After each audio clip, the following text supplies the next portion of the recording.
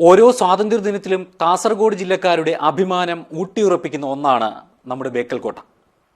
സ്വാതന്ത്ര്യ സമര സേനാനികളെ ഓർക്കാനും വിദേശ ആധിപത്യത്തിനെതിരെ നടന്ന പഴയകാല പ്രതിരോധങ്ങളെ അടയാളപ്പെടുത്തുകയും ചെയ്യുകയാണ് ഈ ചരിത്ര സ്മാരകം.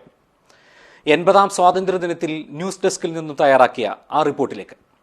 This news sponsored by Bobby Chamanur International Jewelers, traditionally trusted for 162 years. കേരളത്തിലെ ഏറ്റവും വലിയ ഈ കോട്ട നമ്മുടെ രാജ്യത്തിന്റെ പോരാട്ട ചരിത്രത്തെയാണ് ഓർമ്മിപ്പിക്കുന്നത്. അധിനിവേശ ശക്തികൾക്കെതിരെ പണിത കോട്ട ചെങ്കല്ലുകൊണ്ടാണ് നിർമ്മിച്ചിരിക്കുന്നത്.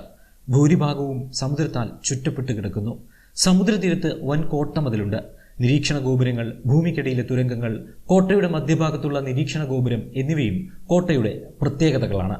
24 മീറ്റർ ചുറ്റളവും 9 മീറ്ററിലധികം ഉയരവുമുള്ള ഇതിലേക്കുള്ള പ്രവേശന മാർഗം യുദ്ധോപകരണങ്ങൾ മുകളിലേക്ക് എത്തിക്കുന്നതിനായി ചെരുവ് തലമായാണ് രൂപപ്പെടുത്തിയിരിക്കുന്നത്.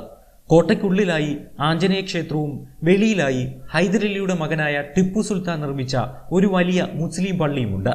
പ്രധാനമായും പ്രതിരോധ ആവശ്യങ്ങൾക്കും മലബാർ തീരത്തിന്റെ സുരക്ഷയ്ക്കും വേണ്ടിയാണ് കാസർഗോഡ് ജില്ലയിൽ ബേക്കൽ കോട്ട നിർമ്മിച്ചത്.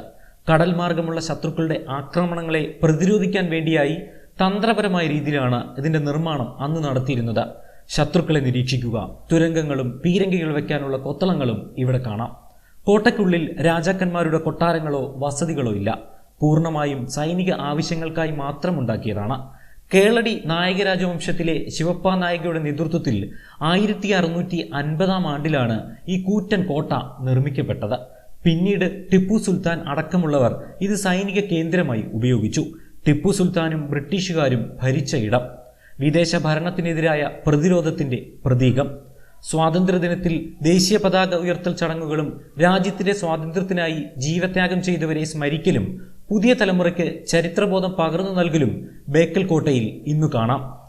കാസർഗോഡ് വിഷന്റെ എല്ലാ പ്രേക്ഷകർക്കും 80ാമത് സ്വാതന്ത്ര്യ ദിനാശംസകൾ നേരുന്നു. News desk, Kasaragod vision.